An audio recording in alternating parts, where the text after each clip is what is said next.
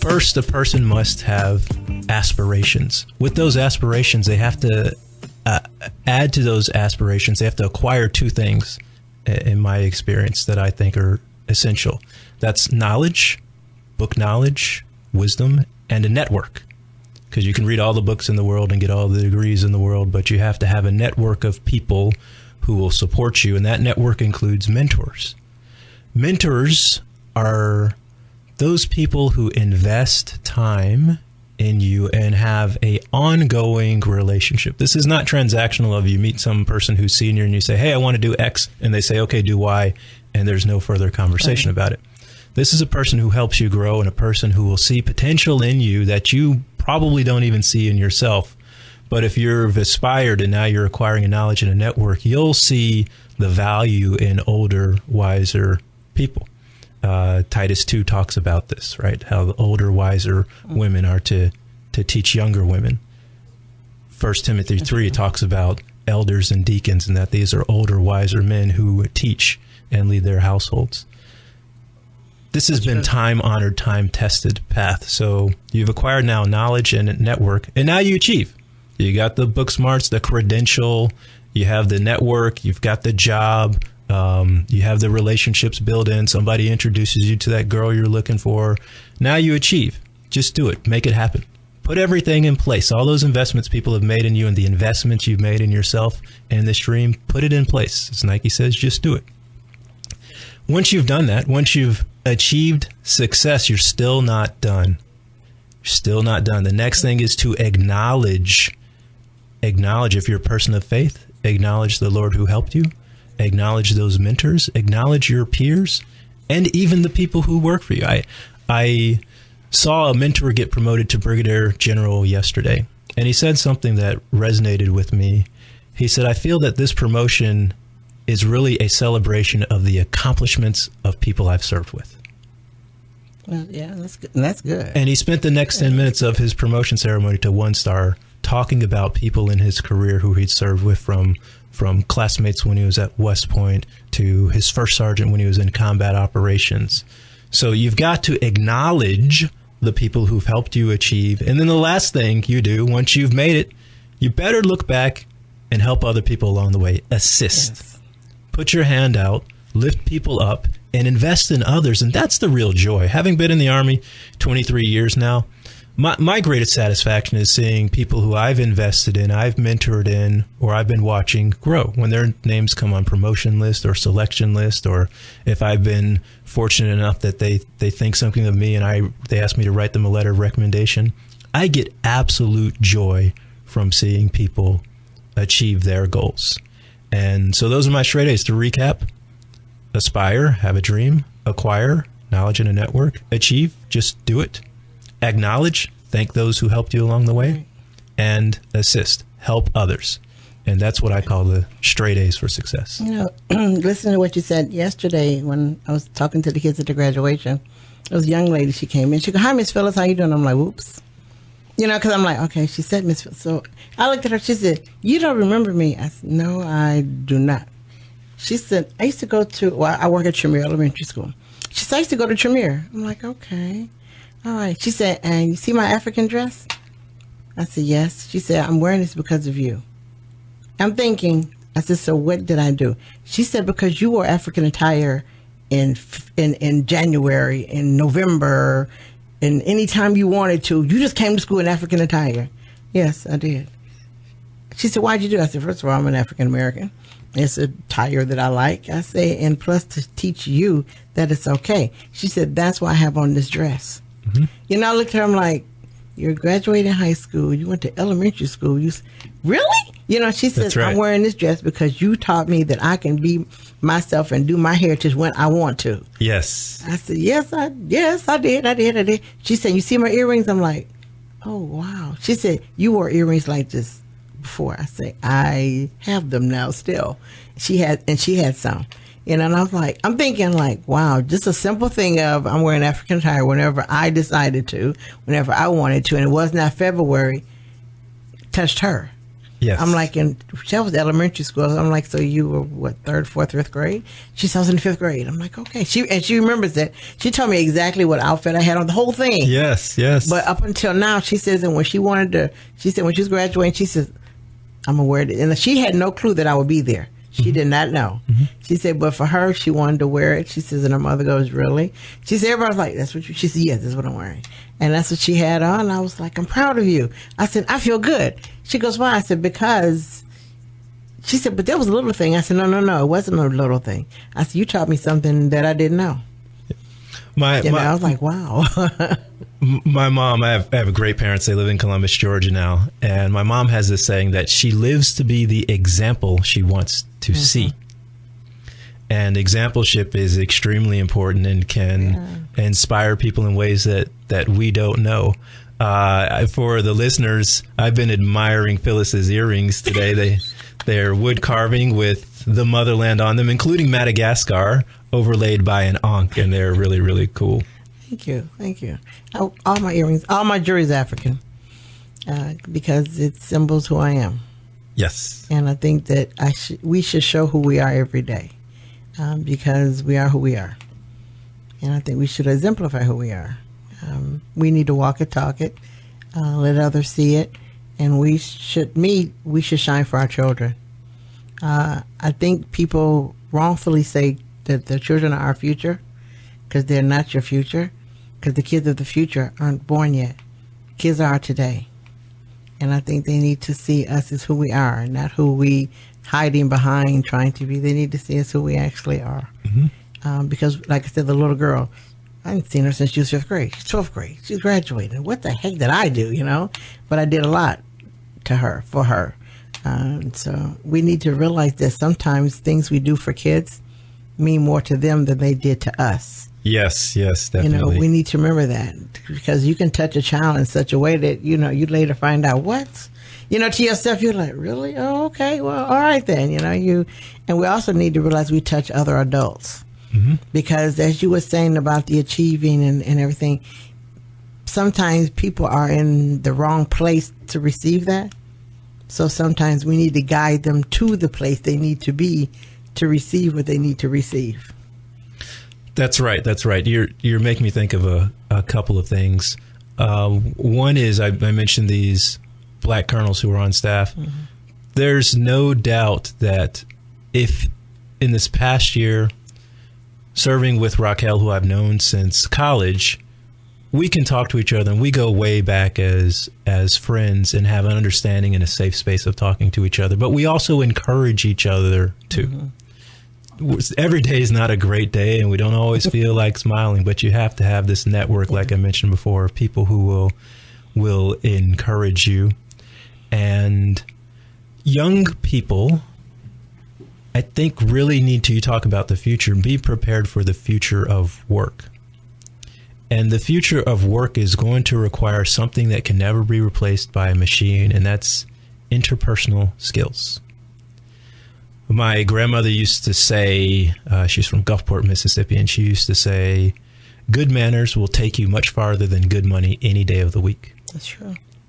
And it's important for all adults, parents, adults walking down the street, mentors, and others to model good behavior, strong interpersonal skills, exhibit love. If we look at Romans chapter 12, there's a lot in there about love and how we should be. 1 Corinthians 13 talks a lot about love and how we should think about it and embody it.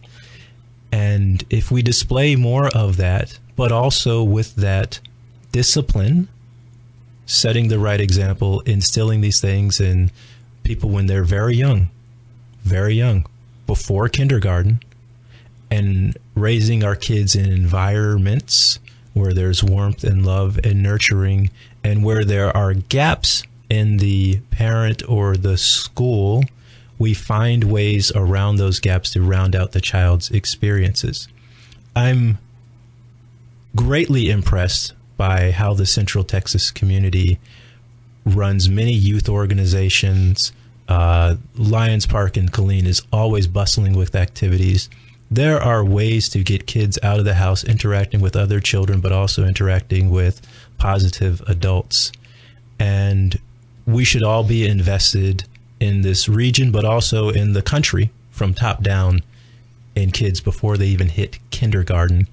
Then they'll grow up to be adults who are great contributors to society, both economically, making wise decisions for themselves, and our nation will flourish even beyond our great economic prowess today. You're talking about the little people. I work with little people, and we need to be parents. And just the community need to be mindful of little people's conversations. And I'll tell you exactly what the conversation was that I heard from my 2 4-year-olds, and I had to pay attention to their conversation to break it. But I had to, make sure that I was assured of myself when I said it. It was 2 little girls, and they were arguing.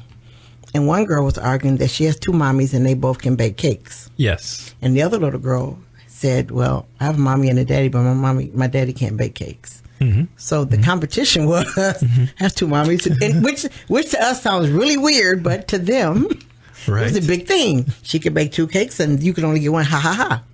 And I'm like, okay, I got to fix this conversation and make it so no one loses. Because I couldn't, I'm not going to say yours is wrong and I can't do that. So I had to make it where they both won. So I went and sat between them in the middle. And I'm like, hi, how you doing? He said, all right. I said, let me explain families. So, she got 2 months. I said, hold on. I said, see, there's different kinds of families. I said, and every family has its own way. I said, there are some families with 2 mommies. There's some families with 2 daddies. I said, there are some families with 1 mommy and no daddy, 1 daddy, no mommy, and some families with a mom and a dad. I said, so there's no right or wrong in this. I said, but every family is different, and certain families can do certain things and other families cannot. I said, doesn't make one better, doesn't make one worse. I said, but you got to remember, everybody's family is different. I said, as long as you're treated right and you're loved, it's your family.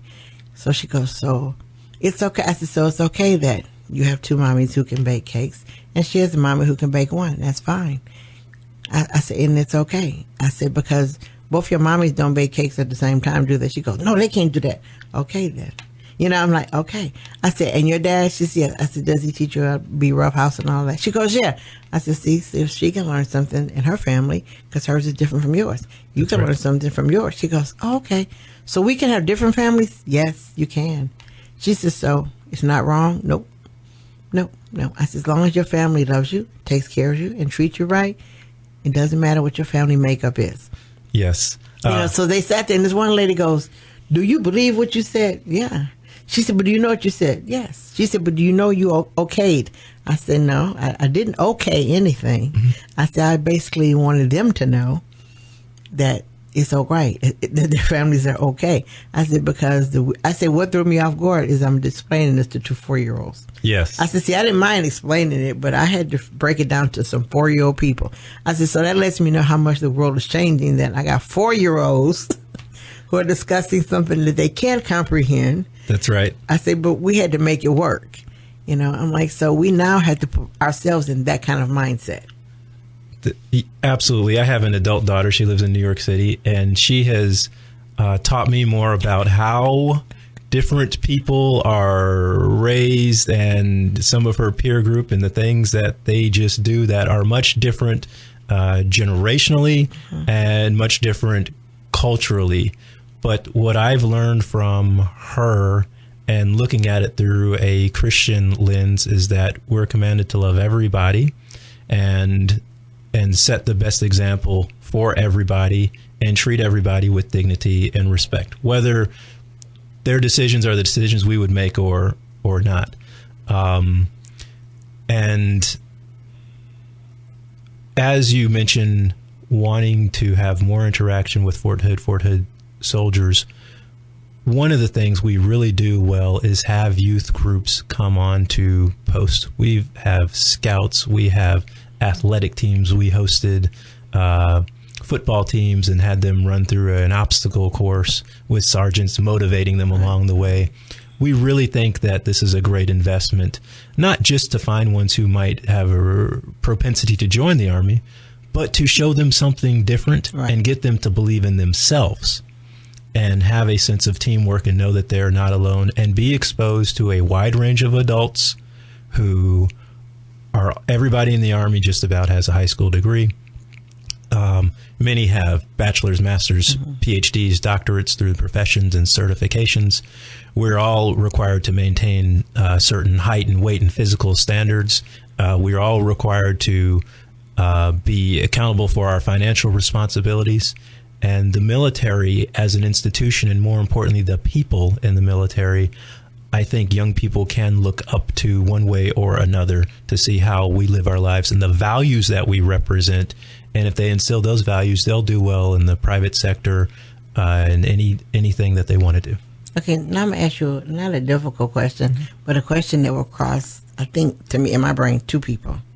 It will be you and MPs. Okay. And it will cross you. Okay, I'm what you call it? One of the spokespersons against sex trafficking.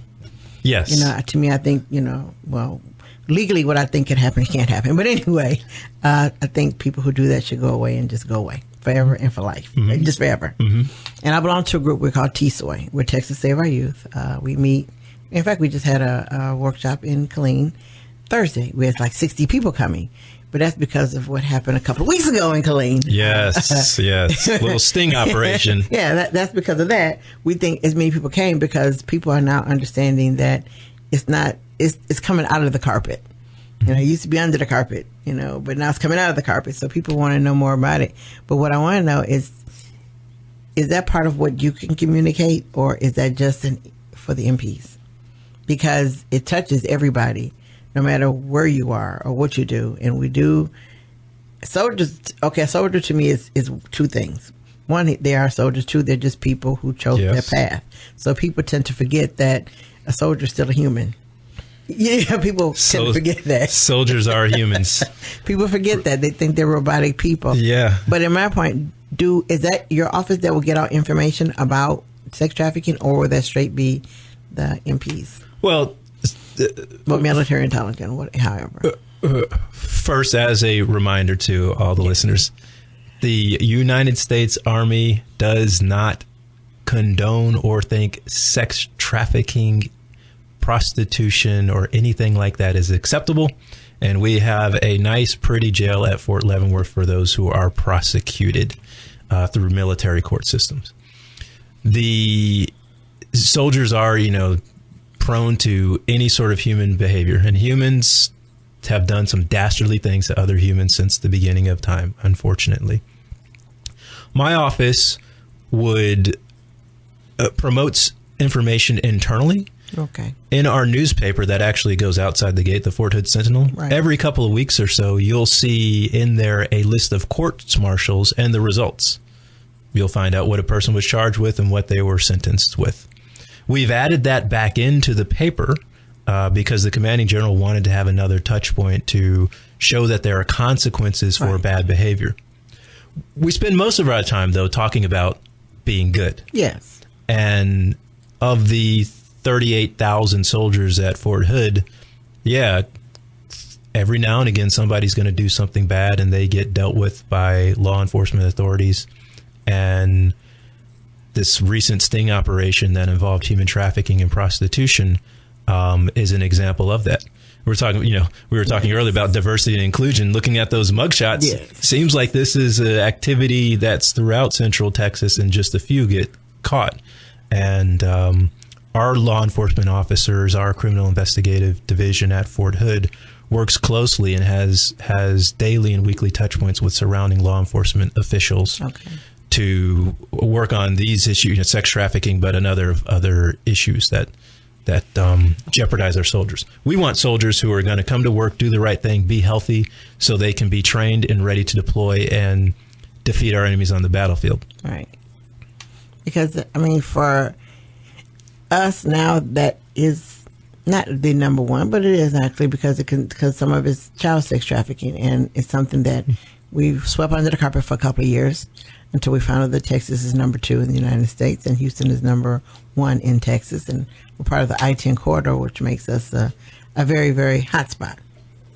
And we also know that too many times between military and the civilian world, we tend to, like I said, lift the carpet up and sweep things under it and hope that you don't fall over the mountain. But now, like I said, it's coming out, and we're looking in the paper and we're seeing these things happen. And so the question would be, what's the correlation? Because this time we saw 2 soldiers. Normally you just hear 2 soldiers there, their faces are right there. Oh my gosh, and you have people going, they're soldiers, but no, they're still people, but you have people, okay, they're going to slip through. Does Foot talk about it? And I'm like, I don't know, but I'm going to ask. I said, I don't know, but I'm going to ask the question. I often get the calls when there's soldiers who are arrested, and the call comes in to verify the soldier's rank, what unit they're in, what their military occupational specialty is. And whenever I take that call, I tell the reporter, okay, we'll provide you this information because we believe in transparency. But I also remind them that this may be 1 or 2 or 3 soldiers out of 38,000. So we're talking 0.001% of soldiers. And I don't let those couple of bad apples spoil the whole bunch. America should be very proud of its Army, including 3 Corps and the Phantom Warriors, the 38,000 strong at Fort Hood, and the families that they are here in support of them. And we're thankful for the many, many positive interactions with the surrounding community, including law enforcement. Next, in a couple of weeks, I'm actually headed to the Killeen Police Department to have a leadership workshop with them. And I'll talk to them about my straight A's for success, as well as some research I did on millennials and leadership and giving millennials a voice. So these interactions happen all the time, but they're not always covered, but they're happening, Phyllis. But what my commitment to you and your listeners today is bring more of Fort Hood into this studio so more people can share their stories and share the programs that they lead. That's easier done. We'll set that up. That was the easy part. I can do that. We can do that. But I also want to make sure that we have more soldiers from Fort Hood speak at different events where children are, where they can actually hear and see you. That's important for our kids to see you. It's great that they know you're there, but they need to see you, because the only thing they know is the man in black, which would be Steve Moore. Yes. And everybody. But now, Steve, he tells you what he does. Everybody knows. When we see Crow, we don't, well, okay, John Miller, but when we see Crow, we have no clue what he does for a living because he doesn't wear it. Steve lets you know. Crow will, if it comes up to it and he got to tell you, then he'll tell you. But we see those two in the community and we know what they do, but they aren't it. You know what I mean? They're not the only two. We need to see more people talking to people, more soldiers out speaking at small things as well as large things. But small things sometimes are a little more important. But we need to see more of that, so that Fort Hood won't be those people over there. That's right. We need them to be, they're family with us right now. They're not over there anymore. Yes, we at Fort Hood are us in Central Texas. And for everyone who's up early this morning, I want you to think for a moment about a soldier who you might know, who's a neighbor, who's someone you worship with, or perhaps you're still in uniform, and individuals have full license to go out and speak to youth groups as they desire, but also sometimes they just need to be invited. Right. When you're surrounded by people in the Army, you often forget of how unique we are in that we're only 1% of America, and how revered we are. If you look at Gallup polls or Pew polls, the military is frequently seen as the highest respected profession. Military often, and nurses. So getting out into the community is important, and I see it as a two-way process, but I want to let you know that our gates are open and soldiers have a green light to talk to young people, and we want more of it than less. Right. Also, we recognize about every, I think twice a year, maybe quarterly, we have a Hood Heroes ceremony on Fort Hood and Club Hood. And we recognize volunteers. And if you heard the stories of the hundreds of hours that soldiers have spent reading books to children, remodeling playgrounds, it's impressive. We publish the pictures on our Facebook page, 3 Corps and Fort Hood Facebook page. Also on Twitter, Fort Hood, FORTHOOD. And if you see the Fort Hood Sentinel as you're out in the community, you can pick it up from a Walmart or some gas stations. Pick it up, flip through it, read it. There's a great calendar in there of activities that are happening on the post. And our doors are open, and we want the veterans and retirees to come back, stay in touch with Fort Hood. Yeah. You are welcome, and we are thankful for your service. Because sometimes they think they retired, they're gone. And you don't see them. They don't come back to Fort Hood. They go, I'm gone, I'm through, I'm finished. But I want to thank you for coming on this morning.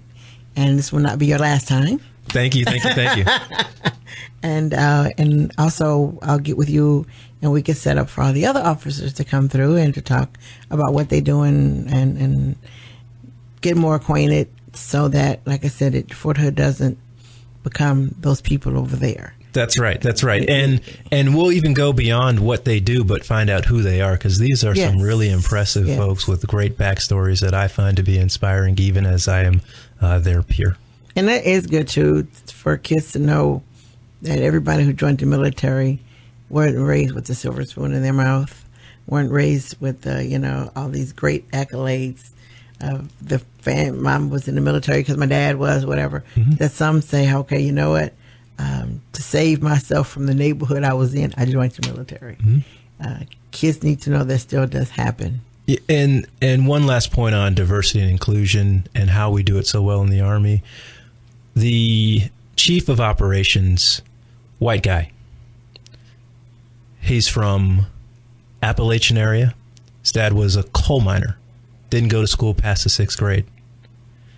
His son is now a colonel who is moving this summer to Fort Leavenworth, Kansas, to be in charge of the Army's School of Military Planning and History. Wow. Son of a coal miner. First out of his family to go off to high school and college and master's degrees, and now is going to lead a great academic program. So you're right. This diversity and inclusion is not just race and gender. It also includes where you're from, what zip code you were raised in, who your parents were, and there's opportunity for all in the Army. I like that. I also have another question. It's a political question. On the school board, there's a military person on the school board. Yes, the garrison commander. Why isn't there a military person on the city council? I'm not. That's a great question. I'm not sure why there's not. To me, there should be only because we have military presence. We do, but so, I don't know the background of how I'm gonna have to ask the garrison commander became a member of the school board, and I'm not sure of the structure of the city council. That's my new seeking question. Okay, Joe was like, "Oh no." More communication is better. I want to know that because I think that voice should be there. The voice from the military should be there when our city council makes decisions that concern citizens, residents, when they talk about annexation of land. Oh, yeah. I think that military voice should be sitting there going, hold up, wait a minute. We're fortunate that we have a lot of retirees and veterans who stay actively involved, and some are even members of local city municipals councils. And the members of the Killeen City Council come on Fort Hood, and I see them at ceremonies. Yes. They've traveled with us to Washington, D.C., so they're very well in touch with the constituents who live and work on Fort Hood and live outside the gate. I still want my question answered, though. That's okay. I'm going to seek the answer. I'm going to get the answer. Let me know when you find it. Okay, I will, because I am that one. When there's something I need to know, I'll go all in, so I need to go. And I love the word no. I do, because no lets me know that you don't understand what I'm saying or asking, so I need to go over you. Phyllis, I know you're the kind of woman who doesn't take no from a person who can't say yes. Right.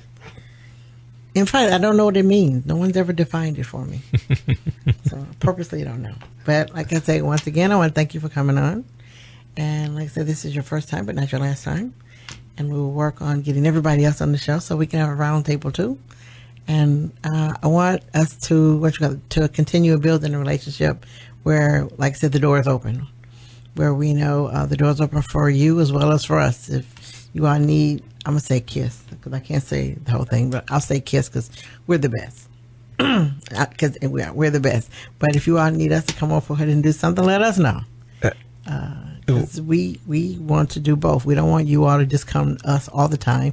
We want to be able to say, let's see, you want us to help you with something? Got you. We can help you. Well, maybe we can get Kiss out to do a live broadcast of some of our fun events. Yeah, that can happen someday. And that can happen. And radio, people listen to radio. People are tuning in their focus on us right now in this conversation. And I think radio is often overlooked, but I know that the people we're having a conversation with this morning are caring and deeply interested in our community. Yes. And that's why I brought myself here. I have my radio call sign is the Bird.